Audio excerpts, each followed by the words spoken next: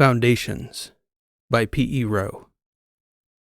When the Letters Offensive began, it was the most widespread fighting outside the war's usual battle lines in a generation. Make no mistake, the Trasp made the first strike, deploying fast attack battle groups deep into the alphas and betas, hitting suspected military targets and civilian outposts alike. But the Terrans were not taken completely by surprise. They'd known a move was coming and were prepared to react accordingly. Their 8th, 4th, and 7th fleets were quick to respond, engaging both the Trasp aggressors and any perceived threats, including, in 3 extremely bloody instances, self-defense forces of the Letters Select Service that were deployed to respond to the incursion of both combatant fleets. Countless civilian vessels were sent scrambling for safety. Many more became casualties in this latest bloody outburst in the deadliest conflict in the history of humanity. It was a perilous time to be in space. That was just where the Yankee Chaos was, drifting in a dark spot on the edge of the deltas, 12 light-years from the closest star, a dim red dwarf. Mycon had picked about as decent a place to stop and take stock of the situation as could be expected under the circumstances. But the circumstances were fluid. Safety was destined to be relative in the chaos of the first few weeks of the offensive, they all knew. But they also knew space was not the place to be, reflecting light in that dark black sea, while 3 powerful military fleets vied for control. Shooting before asking questions was even a consideration. And the Yankee Chaos, regardless of what the spoofed transponder said, looked exactly like a military transport vessel, because that's what she once was. Carolina had been quiet since their latest uncomfortably narrow escape. She was seated on the bridge alone for much of that first jump out of Alpha Petros. Even Transom was giving her space. But Fields encroached when the lack of communication concerned him enough to press the issue with the captain. "We need to get her down somewhere," Fieldstone advised her. "Everyone will be shooting at everybody, and it's only a matter of time until we bump into somebody." "Wouldn't it be safer to just keep jumping farther from the lines?" she asked Fieldstone. "Safer, maybe," Fields told her. He floated beside her for a moment, trying to read her face and body language for the slightest hint of an invitation to sit and discuss. He didn't get it. "So, however we do it, Transom and I are going to get the information we need from Hernan," Fields told her, floating beside the captain's chair. "If we jump 4 weeks out, that's 4 weeks away from anything useful being actionable for anyone. I guess the question is how likely it is that Hernan knows anything that could stall the fighting." "What do you think?" "Damned if I know," Fields answered. "But look, space is big, even with Edoras and those Trasp bastards buzzing around half the Letters. We have to be able to find somewhere to lie low nearby." "Right," Carolina said. "Send in Wren and Soch when you see them. They know the Letters better than any of us." "Will do." "And Fieldstone," Carolina added. "I probably don't need to say this, but Hernan?"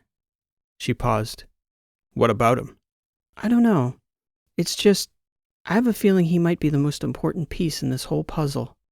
"And you don't want Transom ruining our chances of getting what we need out of him by cutting off his fingers or something like that before Sebastian even starts asking questions?" Carolina shrugged, grinning. "Something like that. You're already starting to read my mind."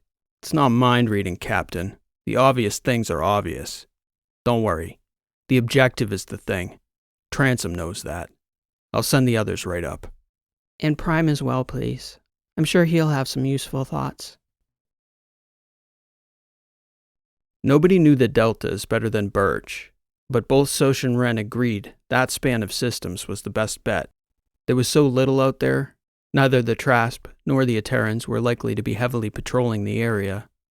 Wren reckoned the most obscure spot she could think to touch down was a planet in the Delta Fina system the locals called Two-Rock, a primordial volcanically active planet that was still stable enough to land the YC for a spell.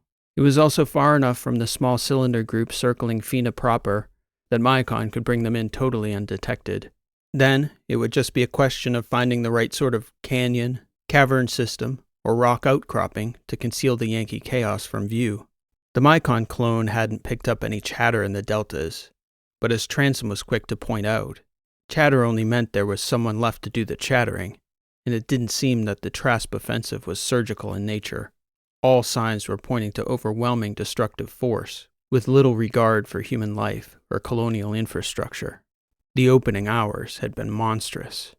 Carolina was sensitive to the fact that she was an outsider, both emotionally and in standing. Ren and Soch were both decidedly subdued. These places, known to be getting hit, some of them were close to home. And for the two Terran exiles, an offensive on this scale meant that their people would be called to repel it with equal ferocity. To an Athosian, very little of it made sense. But every time she felt tempted to ask someone for clarity, it always seemed the wrong moment or too difficult a question to pose. This, though, it seemed over the line, even for the Trasp. She did have someone she could ask. Akop Hirnan had been semi-conscious. Ren had been keeping him mostly sedated. It was getting time for answers, though. They just needed a strategy. Carolina broached the topic with the three most persuasive crew members at dinner. Privately, the Mycons had voiced concern to Carolina about letting Transom and Fields off the leash to interrogate him in their way. Transom's way had almost become a byword for anything that was wild, threatening, and morally questionable, yet still decidedly effective. Like about everything else we do, Ren quipped as they were discussing the matter. Good thing I took an oath.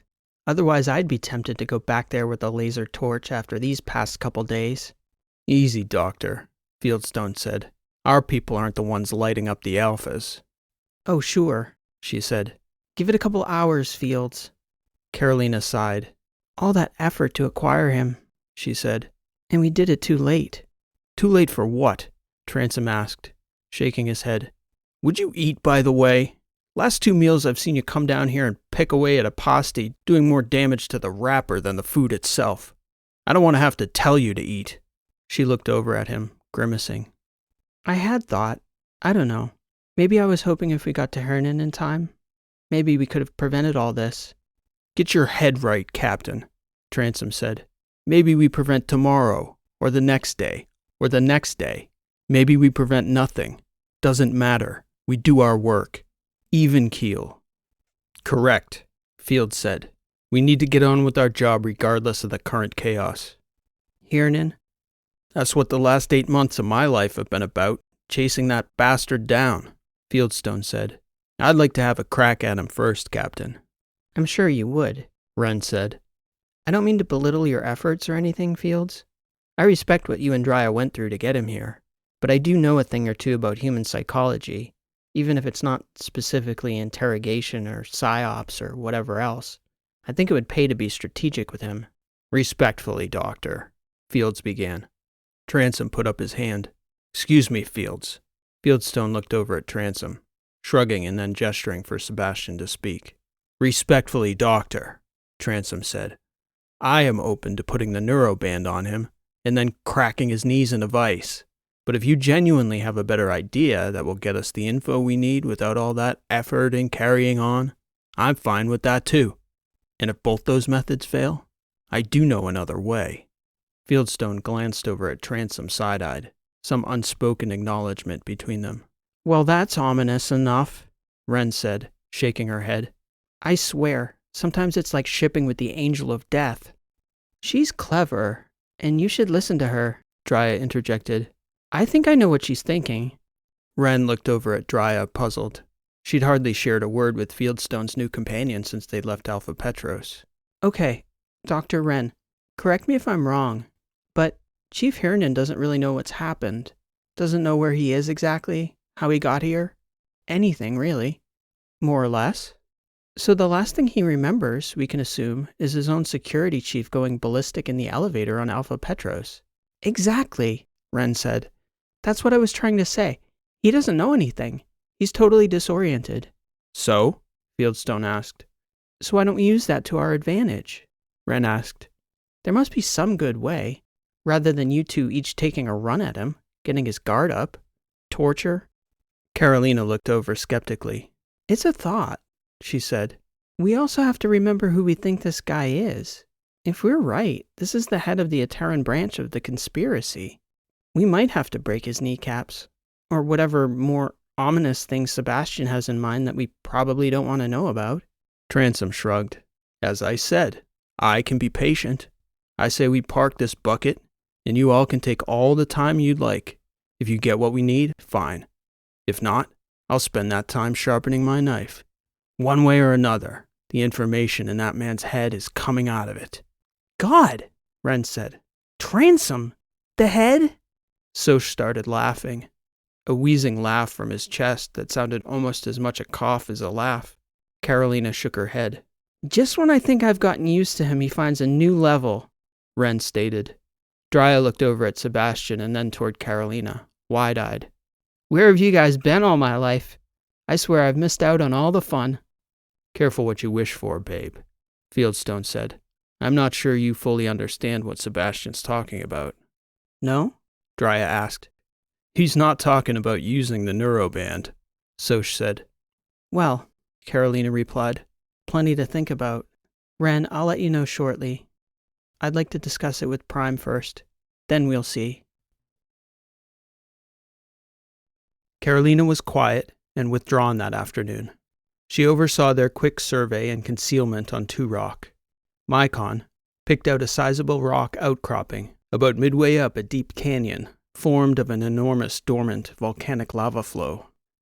Birch stocked a camo sheet that was just the right size, and, from orbit, would blend well enough into the rock that nearly any survey, short of a close drone flyby, would keep the Yankee chaos invisible, even to military-grade surveying tools.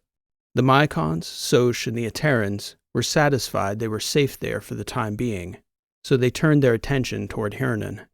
By the time the ship was settled in, Carolina's mind was settled as well. She called for Ren to discuss medicating the former Ateran deputy war chief to the best possible mood and chance at forthrightness.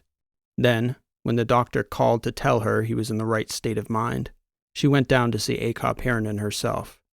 She'd been watching him on the medbay's cameras since they picked him up on Alpha Petros.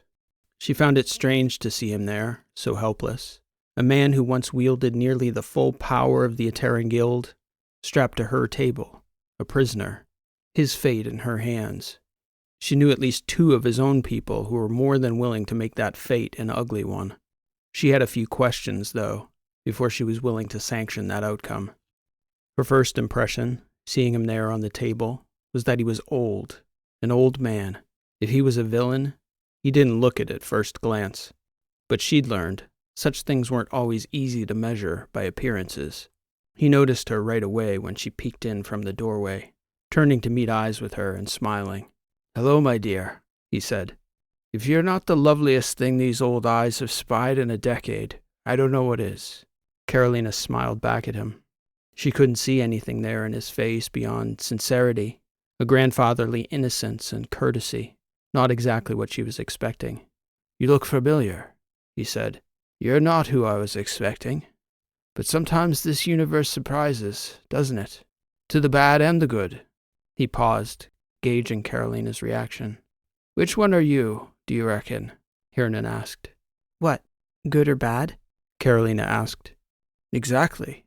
Carolina stepped closer to the table, considering the question as she sat on Ren's stool beside Hirnan's bedside. That's a difficult question. "Maybe the most difficult question," Hirnan said, nodding. "Could we start with something easier, maybe? Who are you? Where are we? Why am I here?" We're somewhere safe, Carolina answered. That's all I'm prepared to say right now. "You're not Trasp. And that dour doctor who's been drugging me into oblivion, I don't think she was Trasp either. I expect you'll be turning me over to the Trasp? You're mercenaries of some sort?"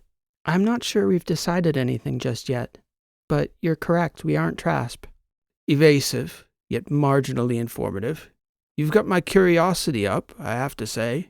In my business, and I'm presuming you know the nature of my business, we'd call this turn of events out of paradigm, which is a fancy way of saying totally unexpected.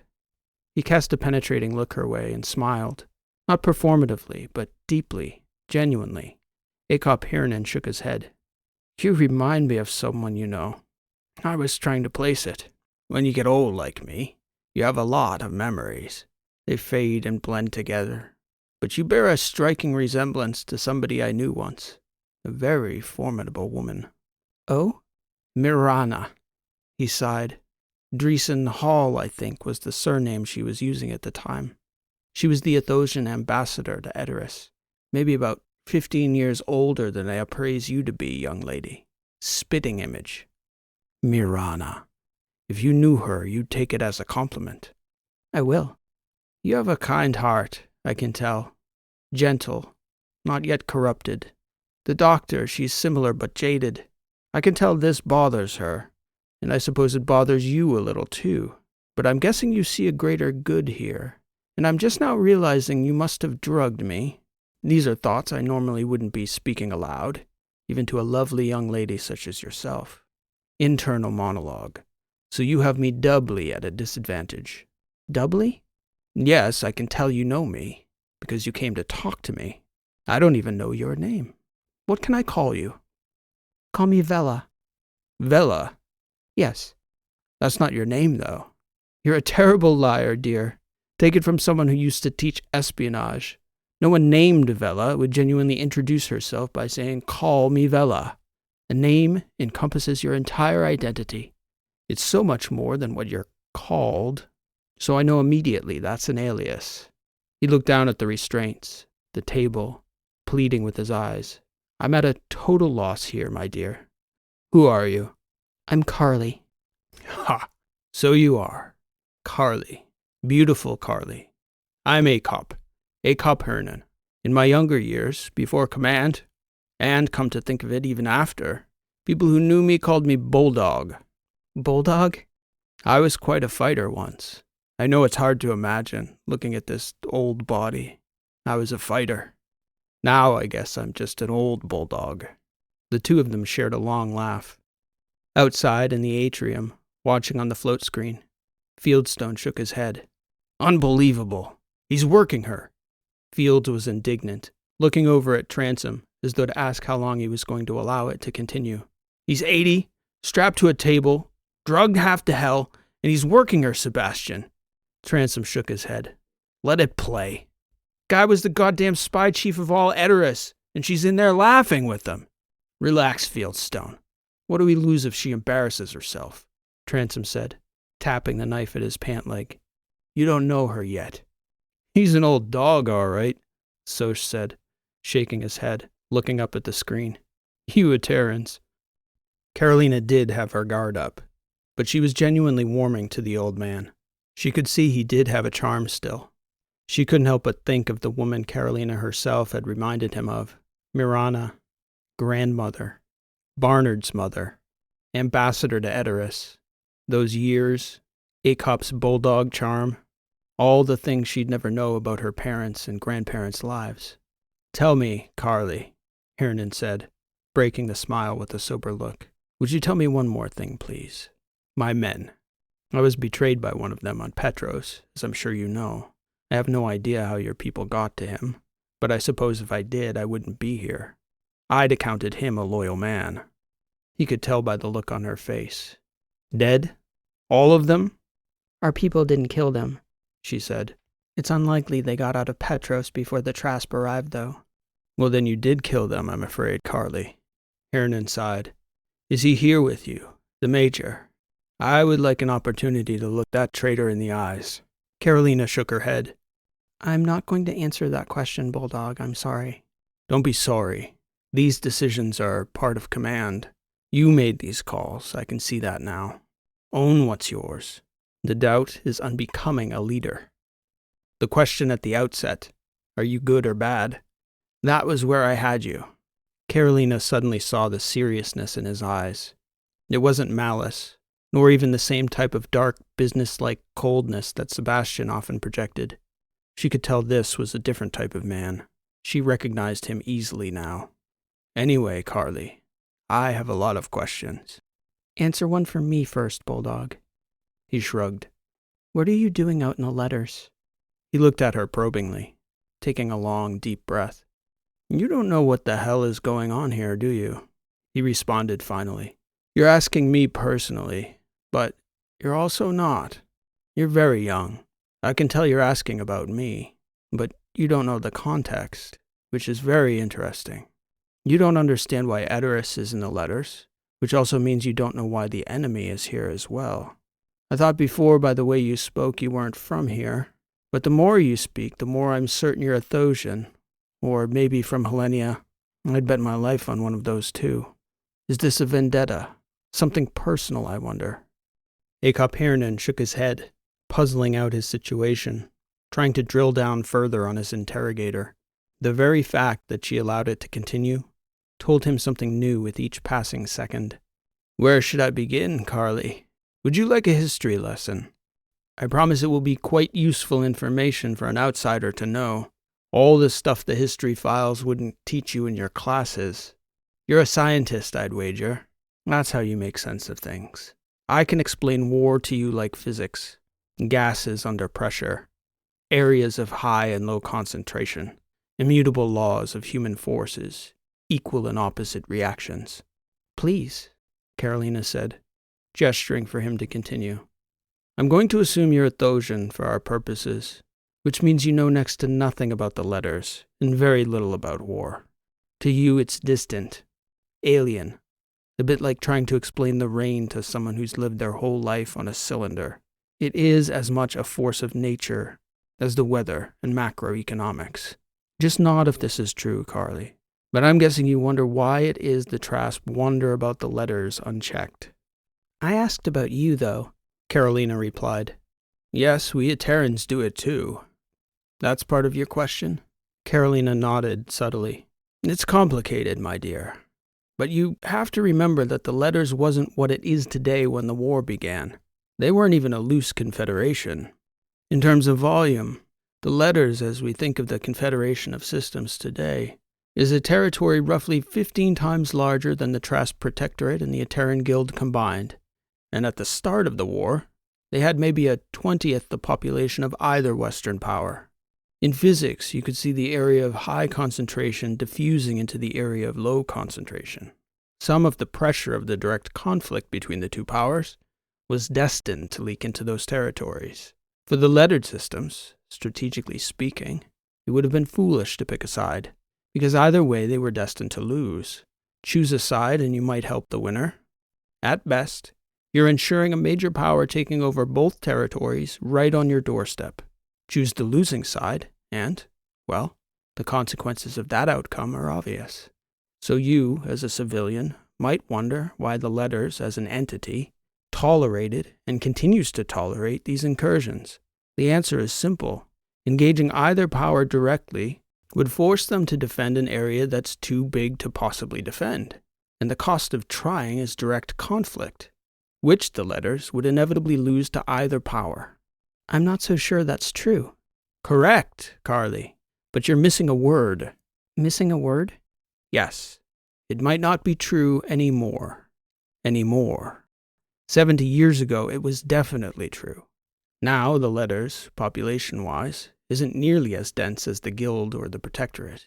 But in aggregate, in terms of the military-aged fighters they could conscript, and the economic engine, the number of bots and ships and drones and munitions they could pay to manufacture, after 60 years of our two powers bashing our heads against one another, the letters could pick the winner tomorrow.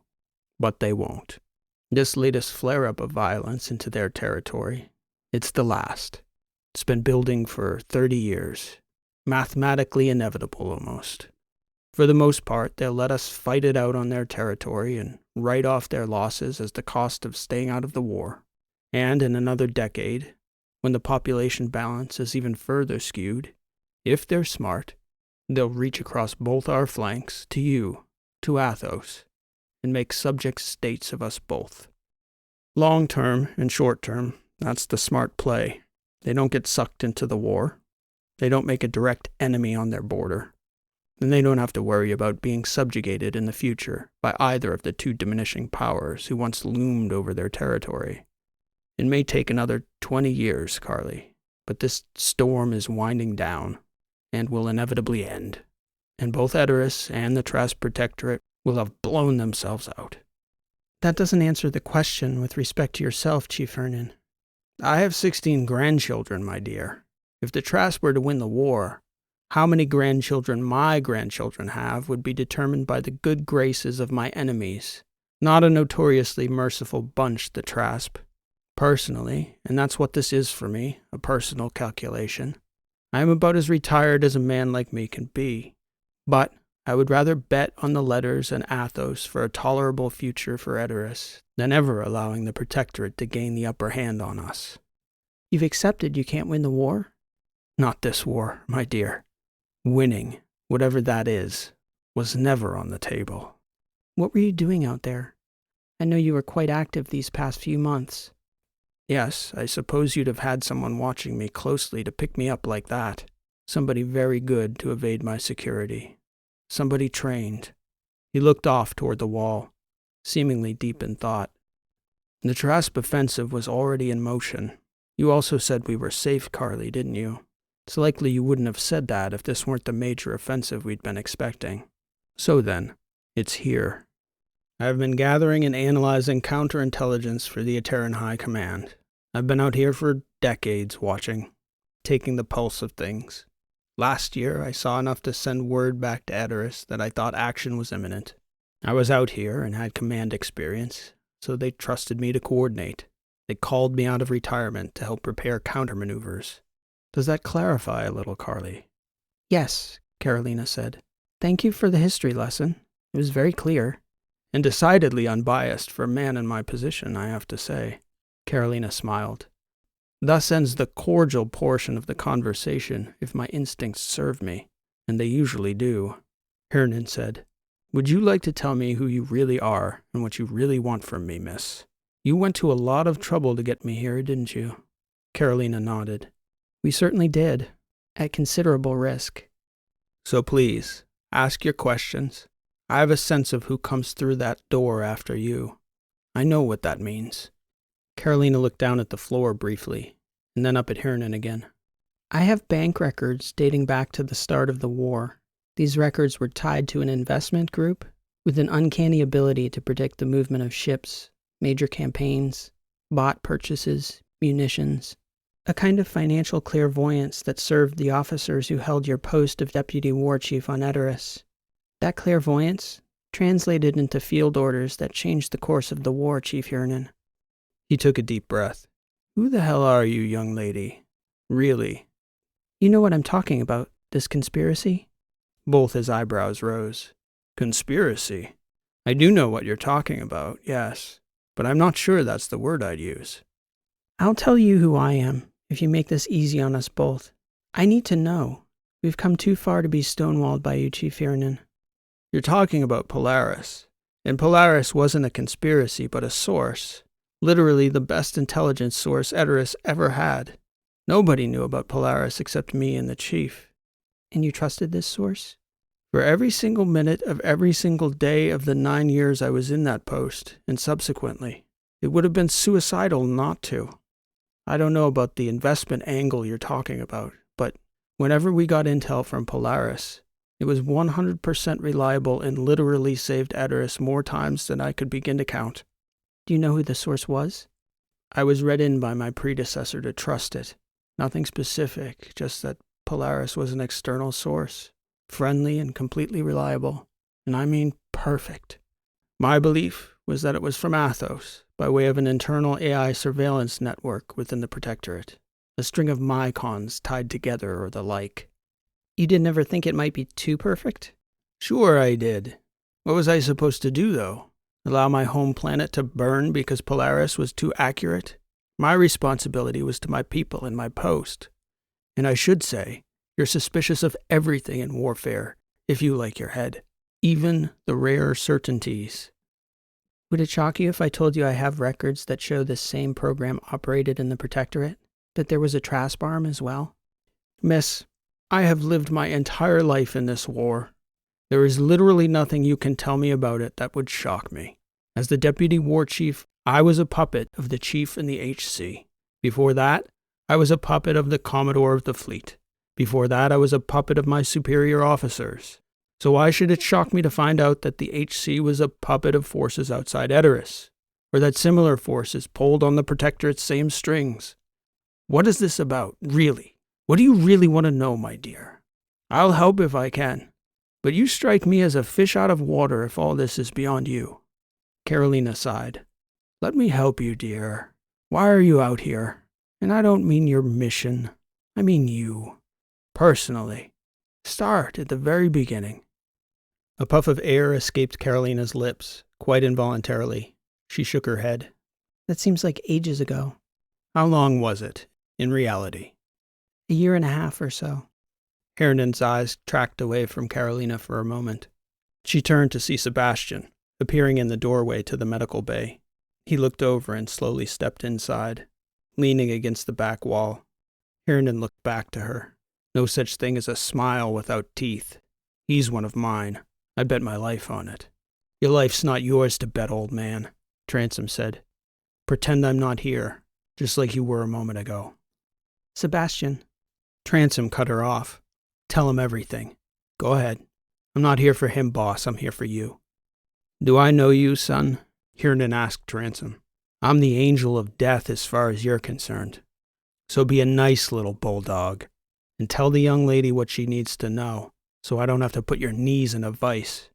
Definitely one of mine, Herndon said, laughing as he turned to Carolina. So you were saying. It started actually with my aunt, the woman you were talking about earlier, Mirana. It was her daughter, Selah Purcell, my aunt. Carly is what? A nickname? You're a Dreesen? You have the look. Carolina Dreesen. Barnard's daughter, I take it. Both Herndon's eyebrows rose again at the news. Carolina nodded. Acob Herndon paused for a moment to process her identity. And Selah? Herndon asked. Suicide, Carolina replied. Allegedly. And let me guess, you didn't believe it and started poking around and found out that she'd been poking around herself. I see.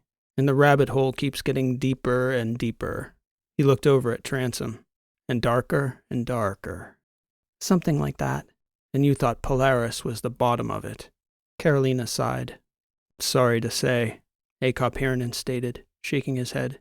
Yet another false bottom, I'd wager. But you don't even know what Polaris is, Chief Herndon, at least if we take you at your word.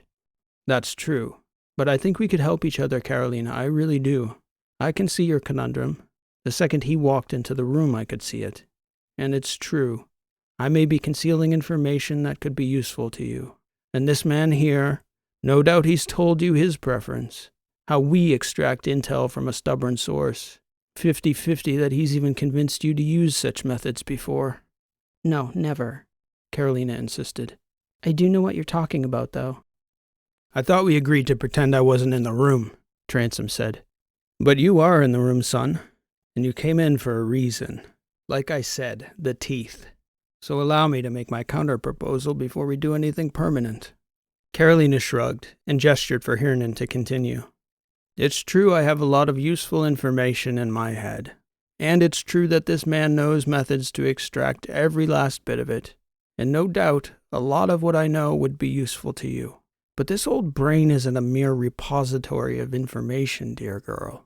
It's much more useful as a processor of it. I propose you show me everything. Your bank records, the data you talked about, your aunt's records.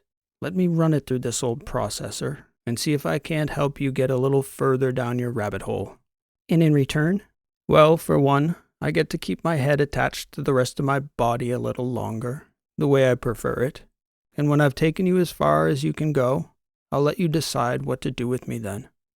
I can see you, dear girl, just like your grandmother. You've got discernment. All I want is a chance to help you. And if I do, in exchange, I'd like you to take me home. That's all. The offensive is here, and I've more than done my part for Edoras over a lifetime. I just want to get back to my daughters and grandchildren, to see them safely through the rest of this offensive as best I can. We'll see about all that, Transom said. Carolina looked over at Transom. He shook his head. Fields isn't going to like it. For the record, Herndon said, I do my best thinking with my knees outside the vice, Sebastian. Transom looked down at him. Call me Sebastian again, and you'll be begging me for the vice, bulldog. Herndon laughed. What should I call you then, son? Don't call me son either. Call me Transom. For the briefest of moments, There was a sudden look of recognition in Hernan's eyes. Just a flash. A pinpoint of shock so unexpected, even a trained actor like Bulldog Hernan couldn't conceal it. Even Carolina noticed. "Well then, Ms. Dreesen," Acop Hernan said, "here we all are." When Carolina left the medbay with Transom, she entertained a brief meeting with both the Terrans on the flight deck. The Mycons participated as well. Carolina had more or less made up her mind, but she still wanted to hear about all the possible threats, the blind spots. "The safest thing will be to kill him at the end of it," Fields told her. "You realize that?" "Maybe so," Carolina said. "We can decide that then." Carolina asked Mycon Prime to brief Hernan. He could read him in and react to Hernan's reactions without any human bias. No amount of charm would sway the ancient AI, nor would any deceptive behavior escape his never-tiring, always discerning watch. He had shifted back to his usual form, a Mycon shell, familiar enough to the old Terran. "He was sincere with you, Captain," Mycon Prime stated before agreeing to brief Hernan. "For whatever it's worth, his angle was exactly as he said, to get home to his family." "You'll have to earn that," Carolina answered. "So I guess the sooner the better then." The ship was as crowded as the Yankee Chaos had been in a long while. Carolina agreed to free Hernan from his restraints, but she instructed Mycon to keep him in the medbay, the rest of the ship remaining strictly off limits. Occasionally, Transom would wander down to observe in person. Much of the time, Carolina was watching from the flight deck, though almost all of Hernan's time consisted of Mycon standing by to answer questions or offer the next piece of information while Hernan read, seldom reacting beyond the occasional pensive look or stroke of the chin. Transom was sitting silently the second evening when Wren came in with Hernan's dinner. "There's that ray of sunshine I've been missing," he remarked, looking over at the doctor. "The absolute fastest way for you to have your head taken off your body," Transom barked, glaring at Hernan, "would be for you to be the slightest bit disrespectful to that woman one more time." His knife was out, pointed in Hernan's direction before he'd finished speaking. Hernan replied. "Duly noted. I see she must be very important to you, Transom. She's my surgeon. I, on the other hand, am your butcher if you mouth off to her again. Mind your reading, Chief." "Very well. Thank you for bringing me dinner, Doctor." Apart from that brief interaction, all Hernan's other conversations were with Mycon Prime. At the end of the second day, after Hernan had read his fill and fallen asleep, Mycon left to meet with Carolina on the flight deck. Transom was sitting with her as he arrived, discussing the possibility of a dead end, the Trasp offensive, and their next moves. "How's the briefing going, robot?" Transom asked. "It's difficult to tell how productive it will be," Mycon answered. "I can say Hernan is a shockingly incisive thinker for a man of any age. I have been surprised by his ability to synthesize this new knowledge. It is not difficult to see why your planet put him in charge of the military. Actually, he reminds me of someone we both know quite well, Captain." "Wait, what?" Transom said. "You're not suggesting." "Suggesting what, Sebastian?" Carolina responded, turning toward him. "You're talking about Barnard, right? And Carolina's grandmother, who this guy worked with and clearly—" "Transom!" "I was merely remarking on the similarity in the formidable nature of their minds and their strategic natures," Mycon stated. "Barnard Dreesen's paternity is not in question, Sebastian. The timing of Carolina's grandmother's ambassadorship is off by 15 years. Barnard would have been a teenager when Miranda Dreesen first met Hernan. Do you not think I might have mentioned something like that before bringing him aboard?" "It wouldn't be the first major surprise you walked us right into, Prime," Transom said. "I'm just asking the question. Perhaps your first-hand experience with the way the Dreesens guard their bloodline should have answered that question before it was asked." Transom turned his head back around, glaring at Mycon. "Anyway," Carolina said, taking a deep breath as she invited Mycon to continue. "Mostly, Chief Hernan is still assimilating information," Mycon said. "I estimate he should be ready to speak to you by this time tomorrow. You reckon old Bulldog will have anything useful to say?" Transom asked Mycon. There was something in Sebastian's tone, the way he said bulldog, that elicited a cold, angry look from Carolina. Mycon paused for a moment before answering, tilting his head toward Transom as though to warn him. I do think he has something to add, Mycon said after a pause. Yes, it may not be what we expect, and it certainly won't be what we want, whatever that may be, but I do respect the man's mind. Thank you, Prime, Carolina said. Please carry on when he wakes up. Transom looked over at her. Carolina shook her head at him angrily. No being has been closer to the Dreesen family for longer than I have, Mycon stated. Akup Hirnan is not in the Dreesen family line. Transom grinned and looked back at Mycon. Methinks the robot doth protest too much. Carolina glared over at Transom. Grandpa Bulldog, Sebastian stated, laughing to himself. Carolina shot out of her seat. You shut your mouth, Sebastian, she shouted, leaping on top of him too fast for him to push her back. Transom, wide-eyed, stood as best he could, his legs astride the seat beneath him, but not before Carolina punched him square in the cheekbone as he was standing, leaning away from her. He put out an arm, grabbing Carolina by the bicep to hold her back, and, to his shock, she continued to pound away at his arm with her free fist, until he grabbed her other arm by the wrist. Holy hell, Dreesen, take a breath, he barked at her. Mycon stepped between them forcefully, just as it seemed Carolina was lowering her head to bite the hand that was clutching her upper arm. Carolina, what the hell? Sebastian said, wide-eyed. Now would be the time to depart the flight deck, please, Sebastian, Mycon stated, holding Carolina at bay. With pleasure, he said, shaking his head. Don't you ever talk about my family, she shouted at him down the hallway. Ever! Transom looked back to see her collapse back into the captain's chair, into a puddle of tears as the door shut behind him. Soch and Dreyer were sitting at the atrium table as Transom walked in, shaking his head. What the hell was that about? Soch asked. Transom snorted, a confounded look on his face. He didn't answer, just kept walking toward the back of the ship. Transom! He turned toward Soch and shrugged. Athosian Terran relations. I'd advise everyone to avoid the subject for a time. Nothing much changed for Hirnan over the following day, though even he could sense a shift on the ship. He hadn't heard the disturbance, but he did surmise something out there had prompted the doctor to retreat to her medbay for much of the day. They exchanged a few words over the course of the morning, but little of substance. By mid-afternoon, he declared that he was ready to speak with the captain. He'd seen enough. She came down by herself, another clue to the eminently perceptive Bulldog that something was amiss amongst the crew. Wren offered to excuse herself, but Carolina invited her to remain. The doctor, for her part, didn't know any more about the incident than the rest of the crew.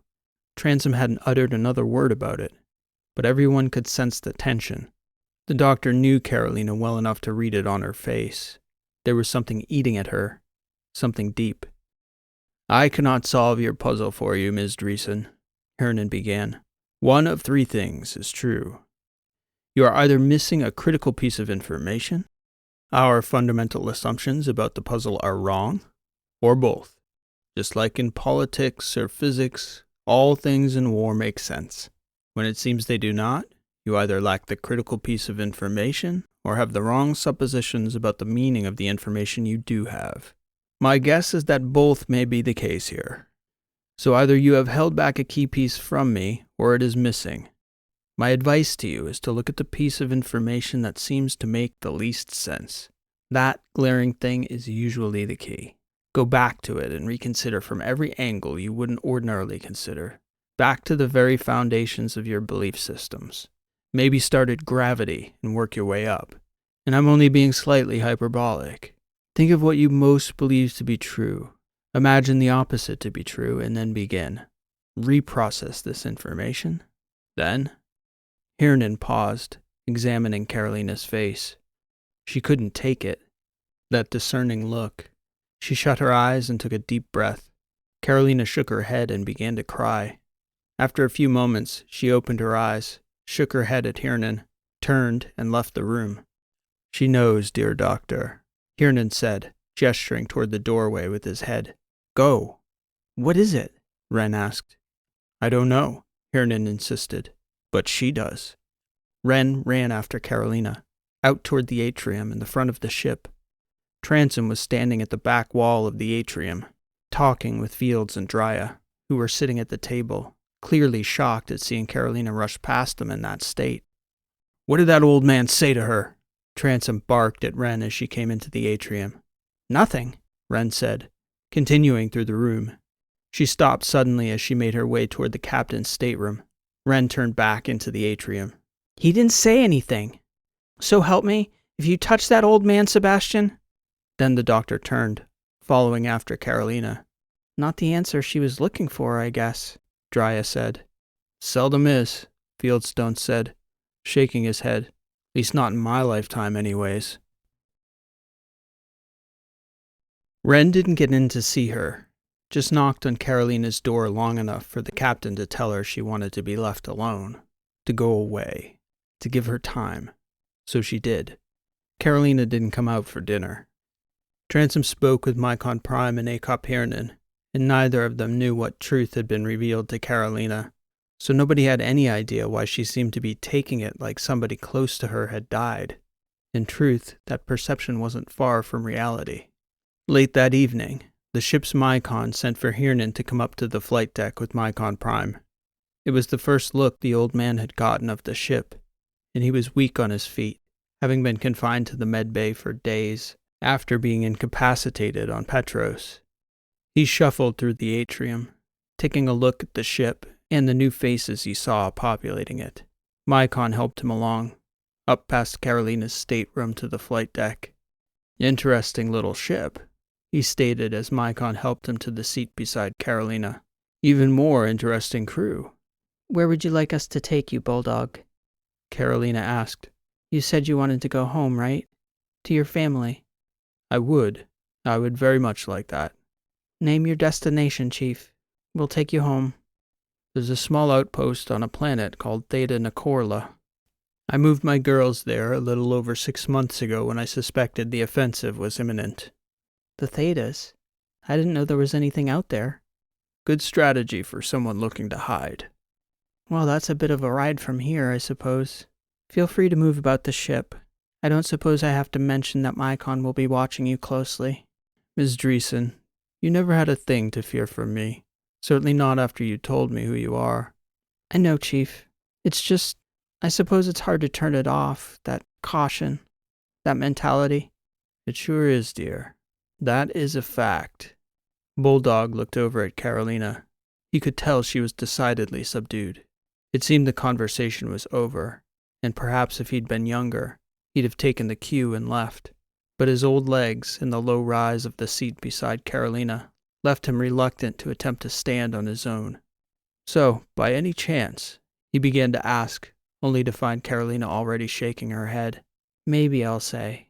Maybe. But my crew. We've been together now for too long. I need to tell them first. I owe them that. Understood, Hiernan said. Whatever it is, dear, it doesn't reflect on you. I meant it, what I said about you. You have a good heart, Carolina Dreesen. I can tell these things. Kind and brave, just like her. Carolina crossed her arms and sighed, nodding as Bulldog gestured for Mycon Prime to help him back to his feet.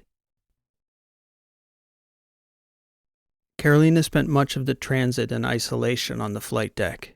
Sebastian, whom the others would usually have relied upon as intermediary, was keeping his distance.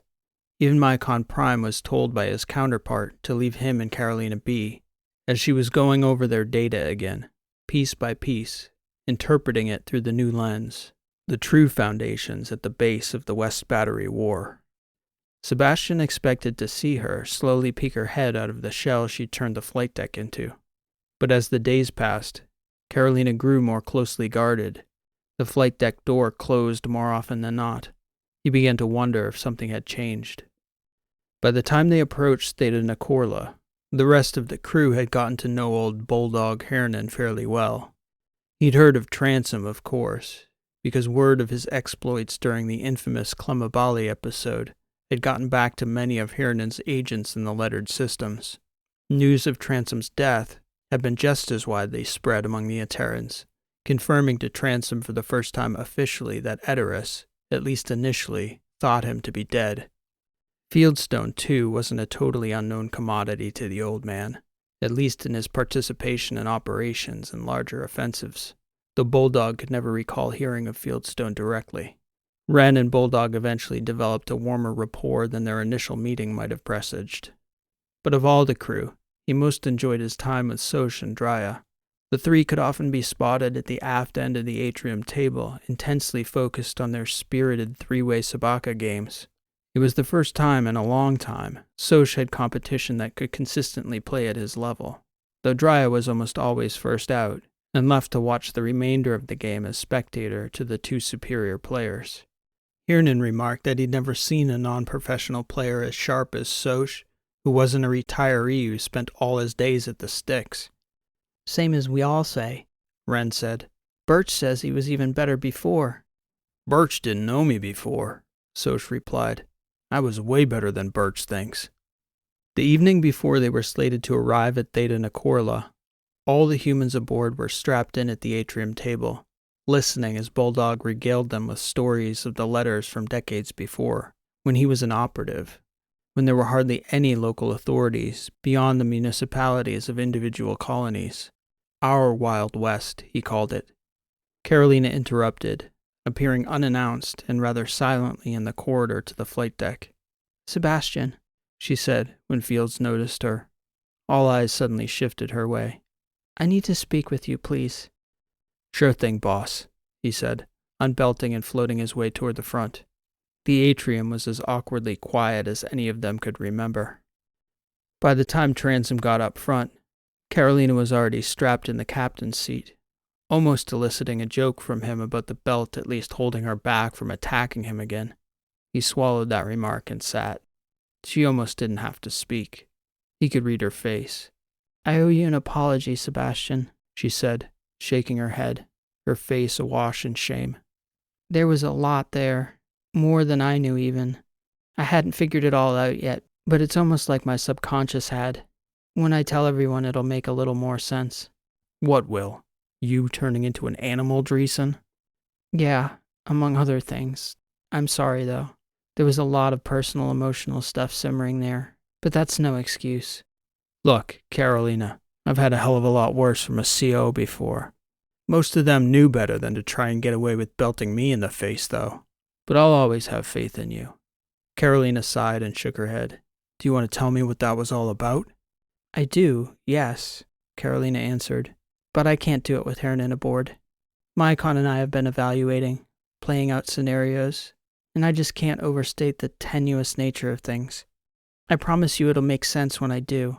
I won't excuse my ridiculous and horrifyingly embarrassing behavior, but I think you'll understand why I'm being so guarded now. And I promise never to joke about your family. Everyone's got a sore spot, and I poked yours. I suppose I wanted to see what would happen. Now I know. There's more to it than that, but I appreciate it. No more jokes about Grandpa Bulldog, having your father's eyes and your grandma's cheekbones.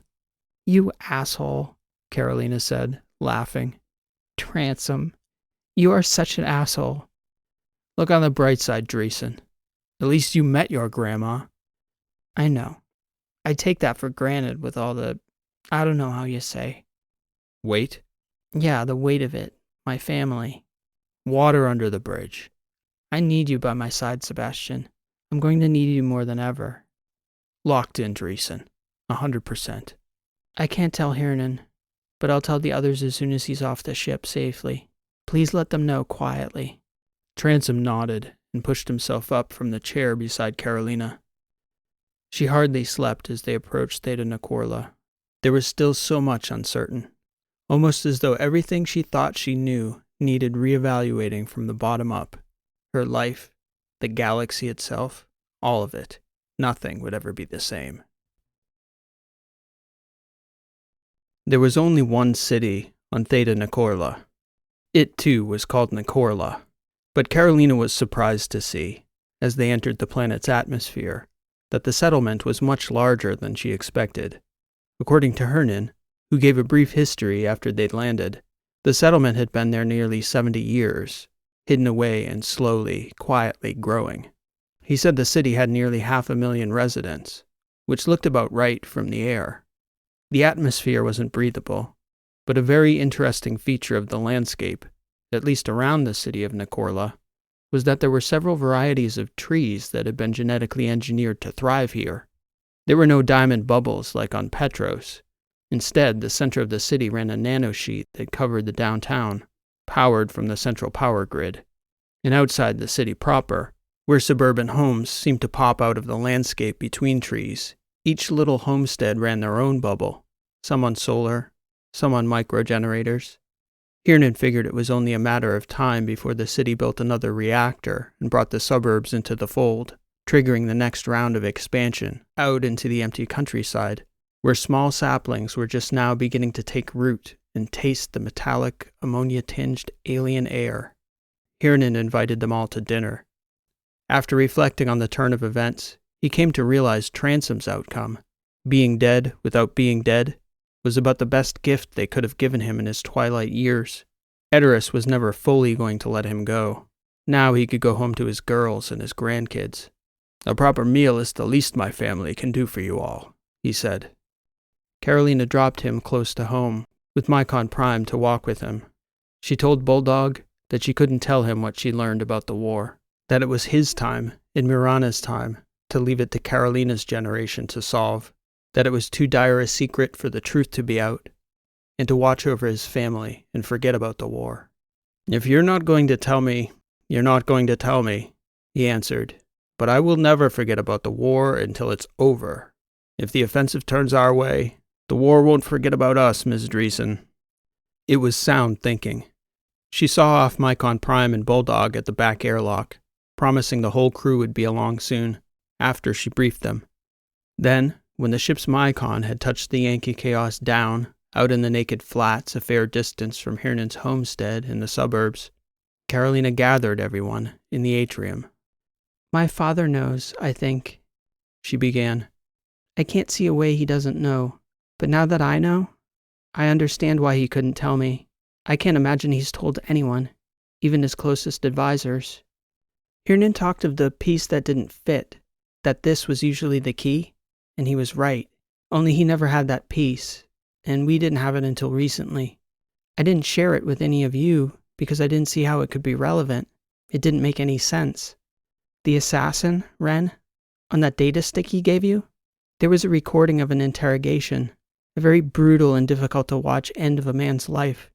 He was an Iofan intelligence operative named Maziri, and I had no idea at first why it was relevant to us until the interrogator, the same man Ren met in the chocolate shop. During the interrogation, they started talking about Ashvadal, the shootout we had there.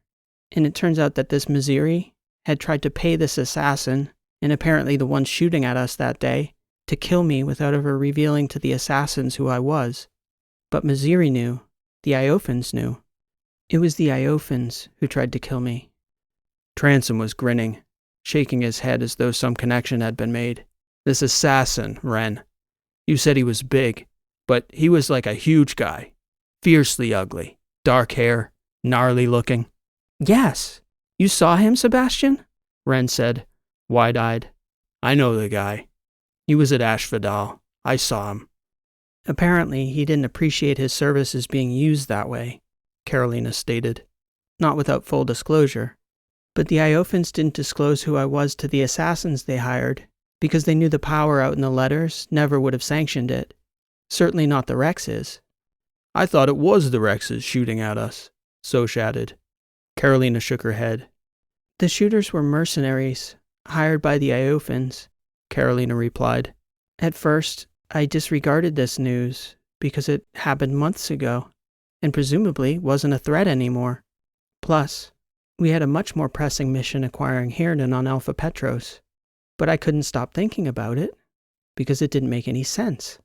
Iophos, our sister ring, our closest ally, why would they want to kill me? I couldn't process it. I didn't want to believe it.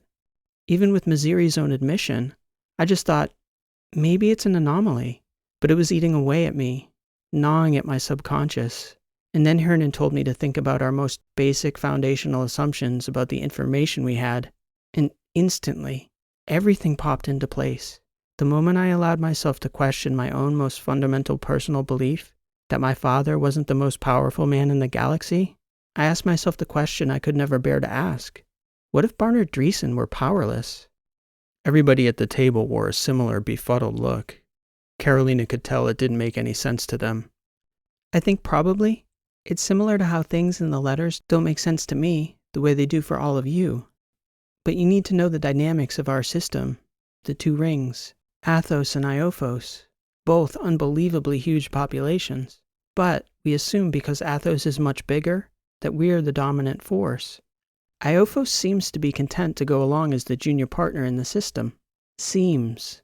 You need to imagine that this has never been the case. War, though, between us can never be a possibility, because our two populations, our two economies, the center of the entire battery's industrial might, this entire part of the galaxy, really, all of it sits on these two relatively fragile rings that could be destroyed in an afternoon and swallowed up by our two gas giants if the type of fighting that your peoples have been engaged in ever broke out in Dreesen's system. But wait, Wren asked. If you're right, Carolina, then Iophos is what? Pushing the Trasp into fighting the Aterans? To what end? I'm right, Carolina insisted. Mycon and I reviewed all our files, point by point. We overlaid the historical record. Everything fits. Even down to his own eyewitness account of the start of the war on Veronia, the spark. Everything fits. But it's more nuanced than Iophos wanting the Trasp to win the war or even fight the war. The Iophans want control of Athos. You could think of it like they want to be the rider on top of an elephant, and we Athosians are just this big, lumbering, unwitting entity they're trying to control. So shook his head. But why? All that slaughter? Decades of brutality? Evil doesn't explain itself, Fieldstone answered. It doesn't need to. He hadn't made eye contact with anyone since Carolina started talking. He was staring a hole through the atrium table. A puff of air escaped the veteran's nose. You can feel it, though. Deep beneath the thing. In the breath of the galaxy. You can feel it. Under everything. That thing. That's what you're talking about, Captain. Fields still didn't look up. That's the fight now, Carolina answered, nodding. This conversation cannot leave our group. I don't even know where to begin, but I know it begins now. We must solve this, and we must do it without Athos and Iophos ever fighting. If we fight, it would ruin the human race for 10,000 years. We may never recover. If I may, Captain, Fieldstone asked, looking up now toward Carolina. She gestured for him to share what he had to say. You could tell me it's the Trasp. You could tell me it's the Iophans. You could even tell me it's the humans of Earth coming over the great cosmic distance that separates us. I've been fighting now for long enough to know what I've been fighting. We can shift our focus, move our target, change our strategy, but it's still the same war. It always has been. Always the same enemy. Every time. For a while there was silence at the table as everyone took a moment to reflect, to interpret, to process. Fields, after that long pause, finally raised his head, looking across the table to Carolina. Yet we fight the war still. It's the only fight worth fighting. So, all that being the case, if we're good here for now, Captain, what do you say we go join Chief Hernan and his family for dinner, and worry about the war tomorrow? Foundations. This has been an original story, written and read by P.E. Rowe. Thank you for listening, and I hope you enjoyed this story. If you're enjoying the channel and you enjoyed today's story, I'd humbly ask that you leave a like on today's video, as it helps the channel to grow and reach more sci-fi fans like you. Later this spring, I'm going to be putting together the 4th collection of these sci-fi shorts in a new book. For those of you who may be new to the channel and may not know, I've released 3 volumes of stories that are available now in paperback, ebook, and audiobook forms. They're a great way to catch up on some of the earlier stories on the channel, or to give as a gift if you're enjoying the channel and would like to share these stories with someone you think would enjoy them. You'll find a link to my bookstore in the description, as well as a link to the collections page on my website if you'd like to find out more. The books are a great way to support this channel and get something in return. Also, if you'd like to support the channel directly, I don't mention it nearly as often as I should, but there's always a link to my support page in every video's description, where there are multiple options to help ensure I can continue to keep publishing my work here for free. I'm always grateful for every bit of support in every form, whether it's a donation, a book purchase, a comment, a like, or even sticking around and listening to a story till the end. It's a great blessing for me to be able to share my fiction with you. Next Thursday, on the 4th of April, we'll be back with a new Heartsock story on the topic of lunar mining. As of now, I'm planning for episode 20 of The Misfits on April 11th, but stay tuned for updates as things may change. So please stay tuned. Be sure to subscribe and click the notifications bell to ensure you're notified when each new episode goes live. Until next week, this has been P.E. Rowe. Thanks for listening, and we'll see you next time.